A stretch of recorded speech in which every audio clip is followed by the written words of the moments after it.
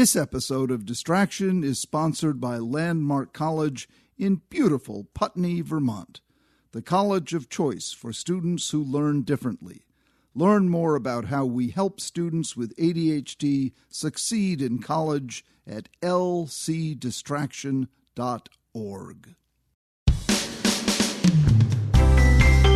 Hello and welcome to Distraction. I'm your host, Dr. Ned Hallowell.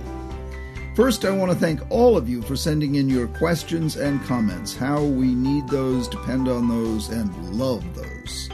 We've gotten quite a few lately, which is great. So today, I'm going to do what I've told you we would do. I'm going to respond to some of your questions. Do my best to, if not answer them, at least offer responses. Remember, if you have a question you'd like to address to me, send it to connect@distractionpodcast.com.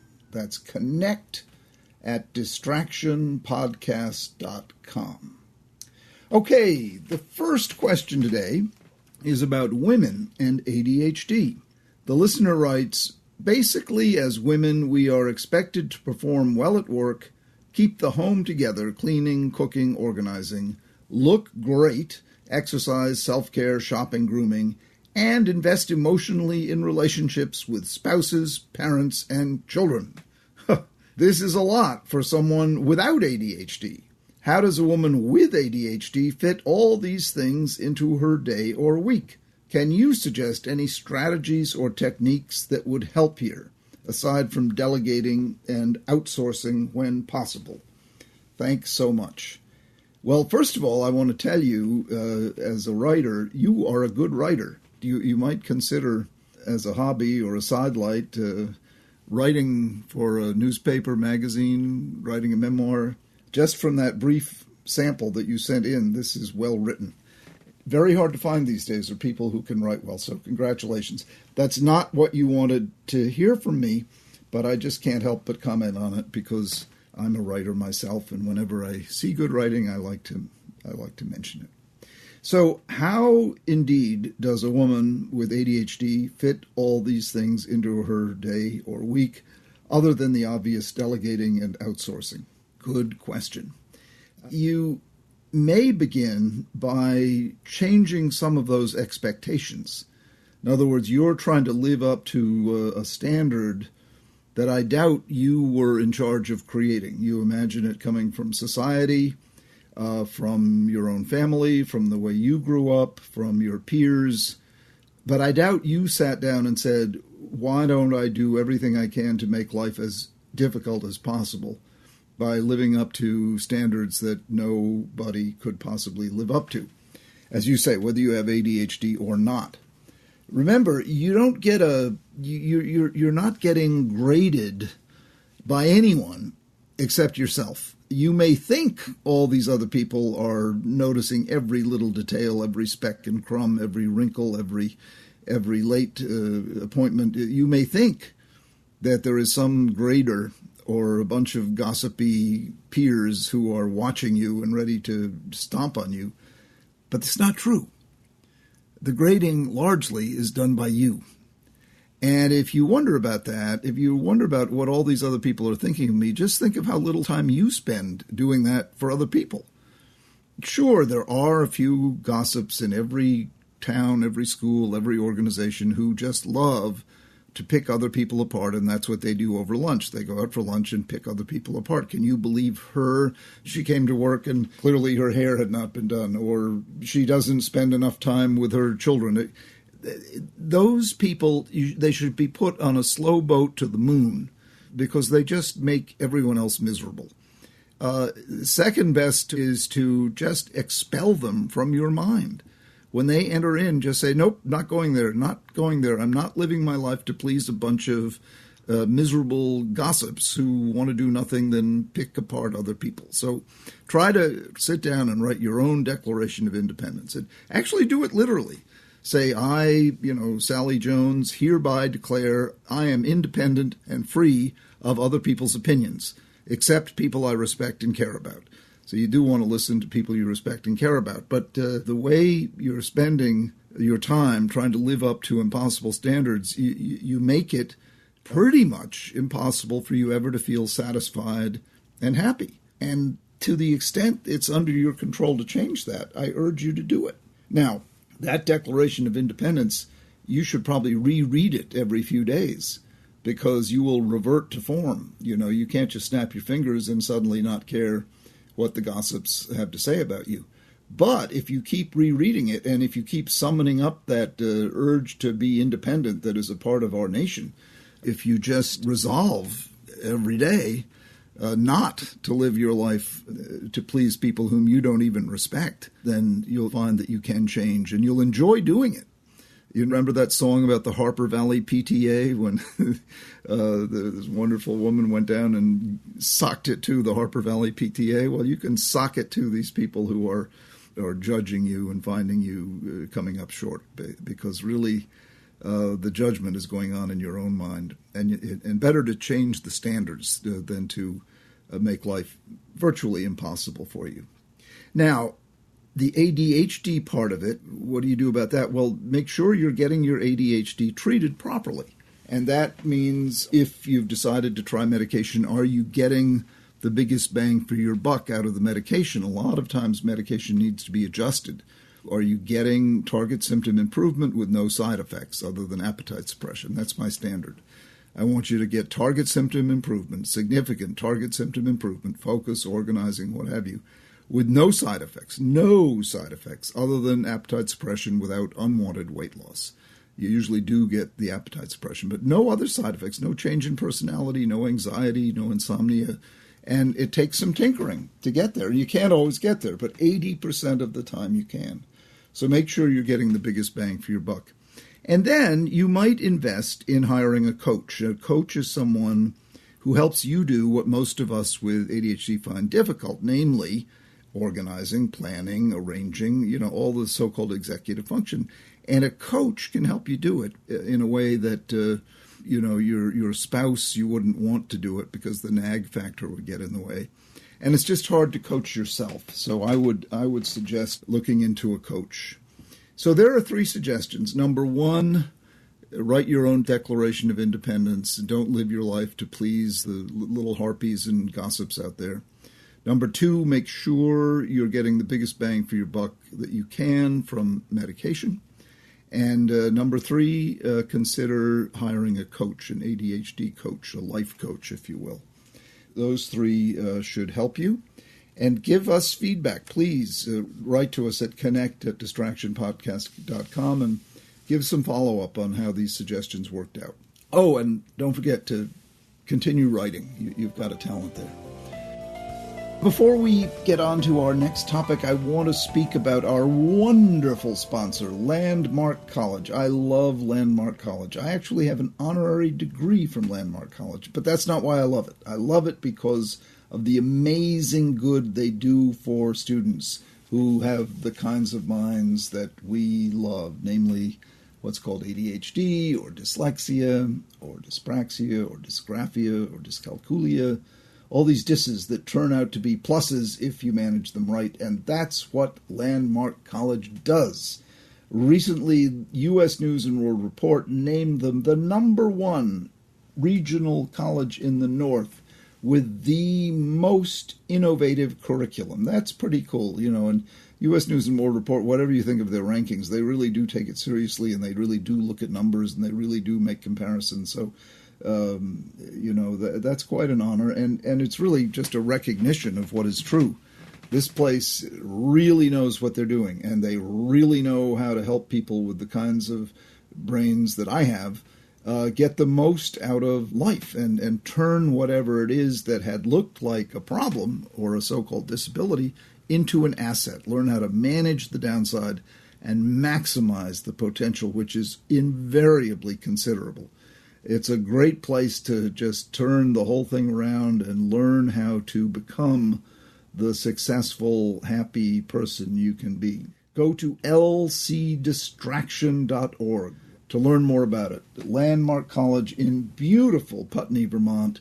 You have the advantage of nature's beauty. You have the advantage of a faculty unsurpassed in terms of their ability to recognize the talents in different kinds of minds. I love this place because of the good they do and their absolutely pioneering work in bringing the best out of people who have the kinds of minds that I have, and that many of you listening have. Landmark College, go to lcdistraction.org. Okay, next up is a question from a listener who sent us a voice memo. Here it is. Hi, Dr. Hallowell. If psychologists are allowed to have superfans, then I'm your superfan. Your book, Driven to Distraction, changed the course of my life when I realized it perfectly encompassed the things I've struggled with and excelled at since childhood. And since then, I've been tested, diagnosed, and now I'm in 2 ADHD adult groups and I'm seeking ADHD coaching. Life-changing stuff. I wish I had known much sooner. I'm 36, but I have a lot of life ahead of me. Anyway, here's my question. I get why people didn't spot my ADHD as a child. I was inattentive, not hyper, a girl, not a boy, and an excessive reader, not the stereotype of the ADHD kid who hates books. My extra energy and rampant lack of focus got internalized into chronic anxiety, which eventually became OCD. For example, I knew I was terrible at remembering things like turning off the oven or locking the door, so I developed repetitive coping mechanisms like checking everything dozens of times to reassure myself that this time I didn't forget. There are more examples than this, some less obvious, but the theme is the same. OCD was a way of organizing and regimenting a fundamentally disorganized brain. Since tackling my ADHD rather than focusing on my OCD symptoms, my OCD has been alleviated in a way that OCD treatment never did. It's like I'm getting at the root of the problem instead of the symptom. Or to put it another way, ADHD is native to me and OCD isn't. It's a visitor that stops by when my ADHD is at its worst.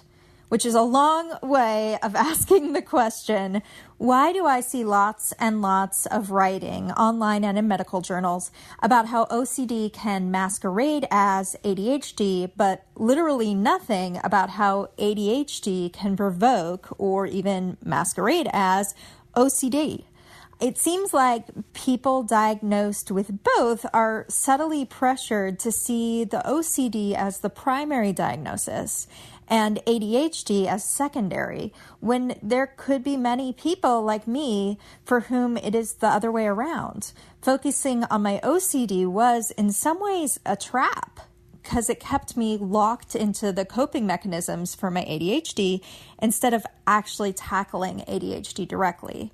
Is this something you've heard of before? Why aren't more people talking about it? Thanks for your tremendous work. Carrie Poppy. P.S. You can use my full name. I don't care. I've been successful because of the brain I have, and if that inspires other people, I'm glad to be outed. Well, Carrie, what a wonderful, wonderful question. And I must say you are extremely articulate. You put it very well. I loved your phrase that the ADD is the native and the OCD is the visitor. And you're so right. People often write much more about OCD as if it were primary and ADHD as secondary. I think the main reason is a whole lot more people understand OCD than understand ADHD. So they're more at home writing about OCD. I think it's just that simple. Most professionals really don't have a solid understanding of ADHD, but they do, because it's in mainstream training, know a whole lot about OCD. But what you say is exactly true. And by the way, it's also true for depression and anxiety. Depression, anxiety, and OCD, all three can occur in the wake of the untreated ADHD. You get depression because you know you're not doing as well as you could, and that's a bummer. Looks like depression. You get anxiety because you're walking around not knowing what you're going to forget, what you're going to overlook, how you're going to misspeak, who's going to call you out. That's anxious making. And you get OCD for the very reasons you developed what looked like OCD, namely, it's a way of coping. And a lot of people with ADHD, responsible, ambitious people, develop OCD-like symptoms because they're trying like crazy to regain control. And they think if they don't have all these systems and habits and rituals and whatnot, they're going to go into chaos. They think their whole world will fall apart. So they overcompensate, basically. They develop what looks like obsessive-compulsive disorder or trait in order to live with, more successfully, the disorganized part of the ADHD. And I see it all the time, exactly what you're talking about, particularly in high-achieving, responsible people. They are overcompensating for their undiagnosed or only partially treated ADHD. When you get the ADHD treated, when you can focus, then all of a sudden, what had looked like depression disappears because you're achieving at a much higher level and you feel a whole lot better about life. What had looked like an anxiety disorder disappears because no longer are you living in fear of what you're going to overlook, forget, how you're going to misspeak, or who's going to call you out. And what had looked like OCD, you don't need anymore because you're naturally better organized, less likely to forget what you left inside and have to go back 3 times to get it. So you don't need those habits and rituals any longer, and it becomes a lot easier to let go of them. You don't need treatment for OCD. You don't need cognitive behavioral therapy. You don't need SSRIs any more than these people who have what looks like depression or anxiety need the conventional treatments for those conditions. What you need is to get your ADD identified and for you to understand it, and you obviously understand it extremely well, and then realize how you've developed these secondary symptoms in the wake of, as I like to say, the undealt with, untreated, unidentified ADD, ADHD. It's a wonderful question, a very sophisticated question of tremendous general interest, Carrie. And I also love the fact that you're saying, sure, tell people my name. I'm proud of it. And you should be. You're a smart, dynamic woman who's contributing, and thank you for contributing to our podcast. I can promise you that question is a question that will help a whole lot of people who think they have these other conditions, but really don't. They're secondary. They're the visitor, as you put it, to the native land of ADHD. Carrie, thank you so much. I'm most impressed by your question, and thank you for the kind words about me. Of course, that's very nice to hear. Well, as much as I'd love to answer more questions, we've run out of time. Old, good old time. Thank you so much for sending in your questions, and please make my day and send in more questions. We really love them. If you have a question you'd like me to answer in a future episode, write it down in an email or record a voice memo. Then we can put you right on the air and send it to connect@distractionpodcast.com. That's connect@distractionpodcast.com. I'm Dr. Ned Hallowell for Distraction. Distraction is created by Sounds Great Media. The podcast is recorded and edited by the absolutely brilliant, mentally nimble, physically attractive Pat Keogh. And our producer is the absolutely incomparable, dynamic, brilliant, always in an upbeat frame of mind no matter what, Sarah Guertin.